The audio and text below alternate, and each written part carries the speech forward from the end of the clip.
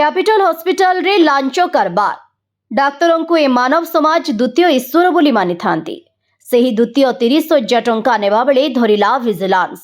Bhubaneswar capital hospital रे launch कारबार अभियोग एक एनजीओ कर्मकर्ता ठारू 30,000 टंका लांच नेउथबा बेले कैपिटल हॉस्पिटल रो assistant surgeon doctor Satyajit Behera को ओडिशा विजिलेंस धरिथिबा सूचना। कैपिटल हॉस्पिटल रो काजुआलिटी को चिकित्सा पई आसुथबा अजणा और असहाय रोगी को सहायता करिबा पई एक एनजीओ को नियोजित करा जायथिला। एही कामरे एनजीओ पक्षरु कर्मचारी माने नियोजित होइथिले।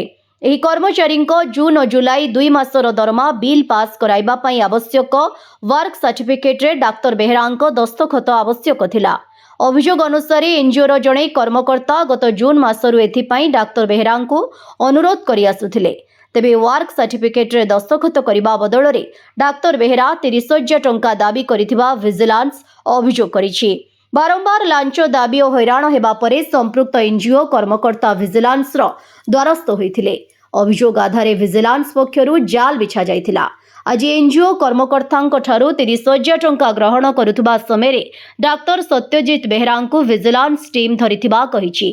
तांका निकटरू लांच बाबदरे दिया जायथिबा संपूर्ण 30,000 टंका जबत करा जायछि। ट्राप परि आय बहिर्भूत संपत्ति दिगकु मध्य विजिलेंस तदंत बढ़ाइछि।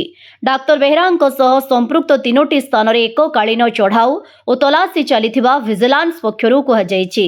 घटनारे भुवनेश्वर विजिलेंस थाना रे दुर्नीति निवारण आईन 2018 रो धारा 7 अनुଯାयी मामला रुजु होइछि। घटनार अधिक तदंत जारी रहिछि। ब्यूरो रिपोर्ट विकल्प समाचार। आम चैनल को लाइक शेयर एवं सब्सक्राइब करंतु।